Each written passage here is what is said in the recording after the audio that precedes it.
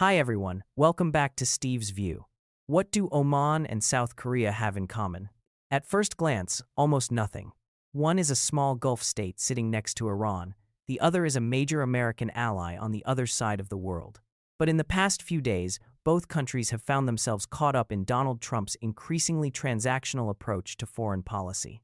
Trump has threatened Oman with military action if it interferes with his strategy toward Iran. And at almost the same time, he ordered the Pentagon to scale back U.S.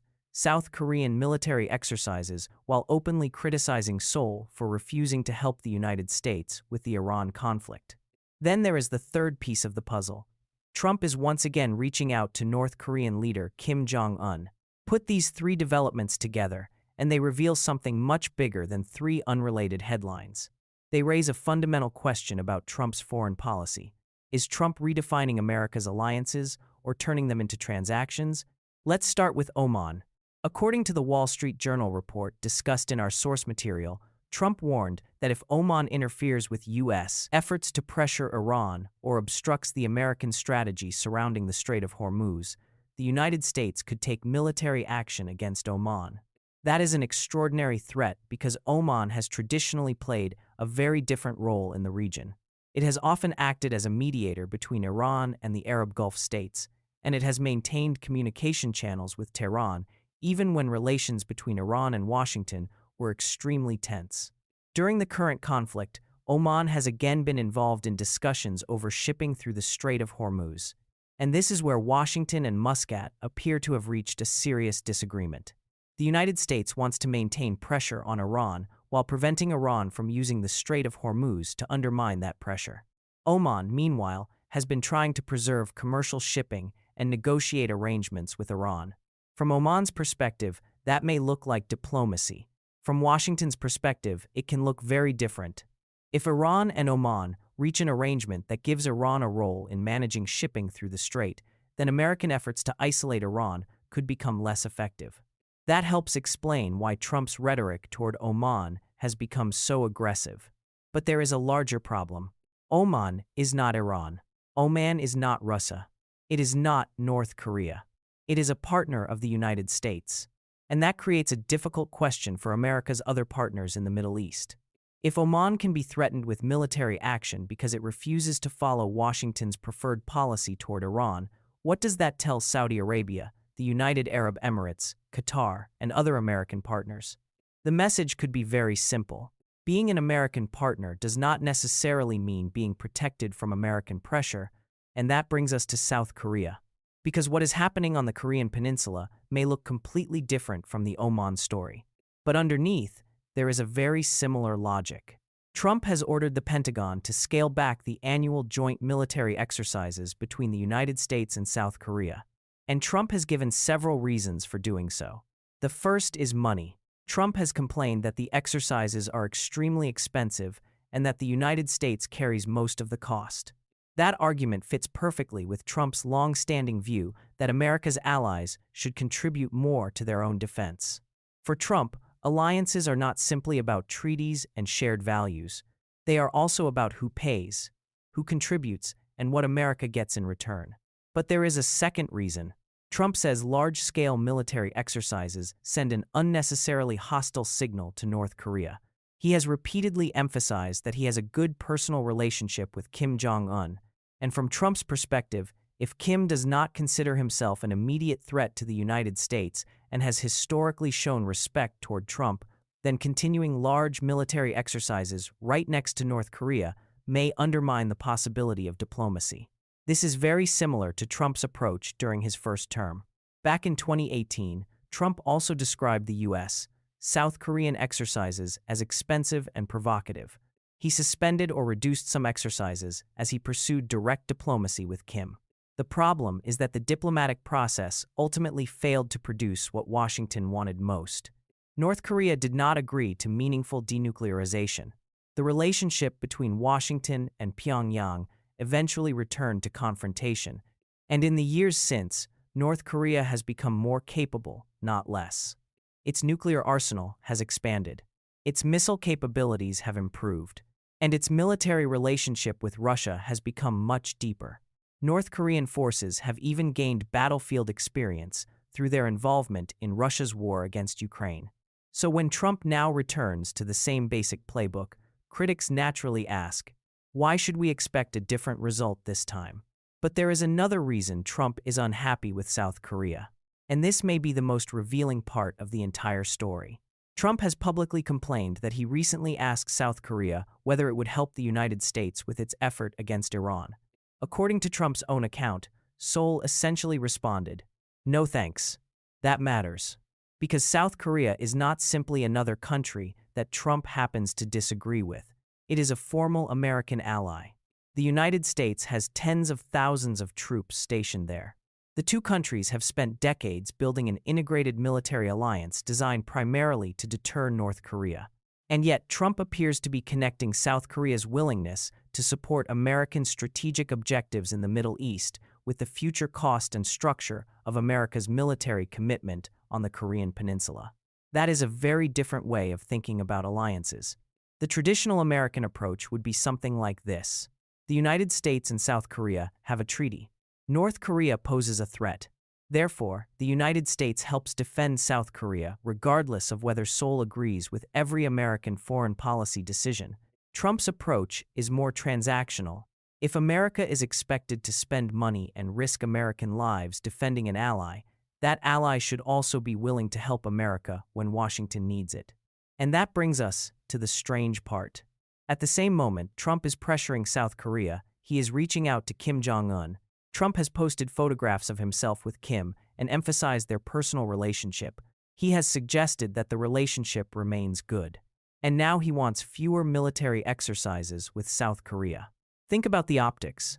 America's ally is being told to do more. America's military presence is being reconsidered. And America's adversary is being told, "Let's talk." That is why I think this story is much bigger than whether Trump simply likes Kim Jong-un. It reveals something fundamental about the way Trump views diplomacy. Trump appears to believe that personal relationships with powerful leaders can accomplish things that traditional diplomacy often cannot. We have seen this with Kim Jong-un. We have seen it with Vladimir Putin. And we have seen it with Xi Jinping. The theory is straightforward. Don't get trapped in diplomatic bureaucracy. Don't let lower-level officials determine the relationship. Go directly to the leader. Build a personal relationship. Then use America's economic and military power as leverage to make a deal. Sometimes that means pressure. Sometimes it means concessions. Sometimes it means simply changing the atmosphere. And that is exactly why the Oman and South Korea stories belong together. With Oman, Trump is applying maximum pressure. With South Korea, he is using the possibility of reducing America's military commitment as leverage. With North Korea, he is offering personal diplomacy. Different tactics, but the same underlying philosophy. America should not provide benefits without expecting something in return. That philosophy has a certain appeal. After all, why should American taxpayers continually pay for security arrangements if America's partners are unwilling to help the United States when it faces a crisis? Why should America maintain expensive military deployments if its allies refuse to contribute? And why continue policies that Washington believes are unnecessarily provocative if diplomacy might achieve the same objective at a lower cost? These are legitimate questions, but there is also a serious risk. Alliances are not the same thing as business contracts. A treaty alliance works partly because an ally knows that the commitment will still exist when the political winds change.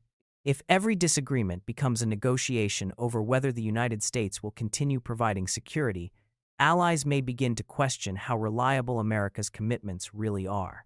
And that could create an unintended consequence. Instead of making allies contribute more, it could make them hedge against the United States. They may start building independent military capabilities.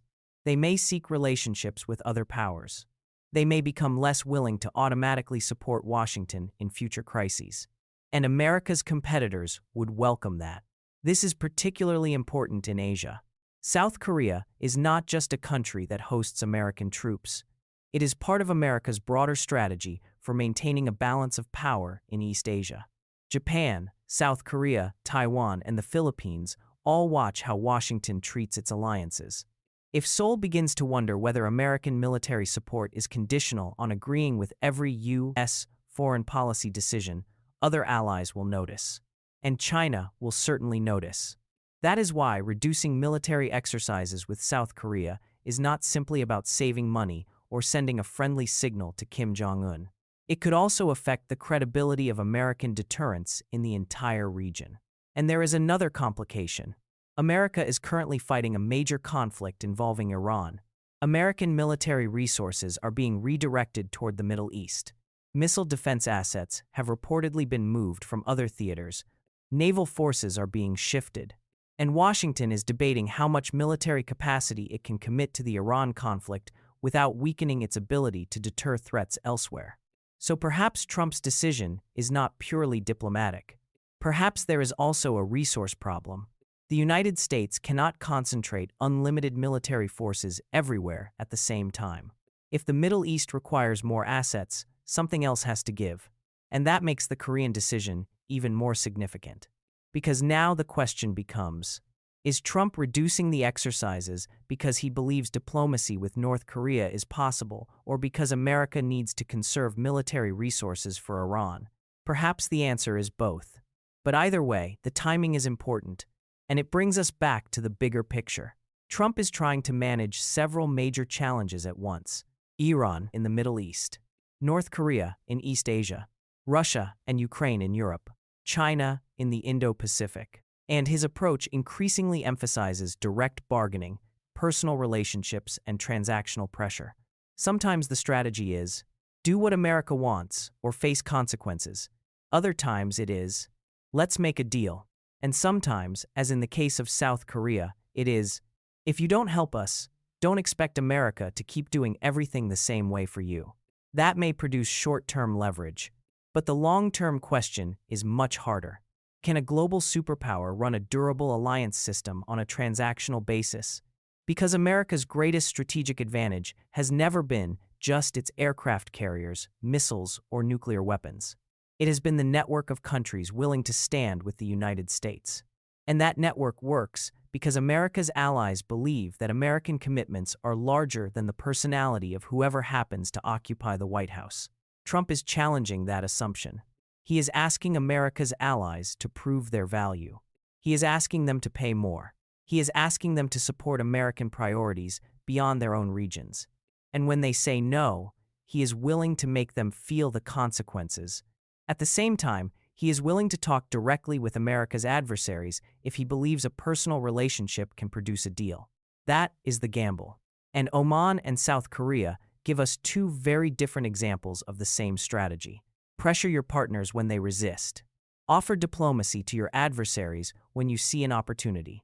The question is whether this makes America stronger, or whether, over time, America's partners begin to wonder whether they are really allies or simply customers in a very large geopolitical transaction. And that may ultimately be the most important question behind both stories. Not whether Trump can make one more deal, but whether the deals he makes today will leave the United States with stronger alliances tomorrow. Thanks for watching.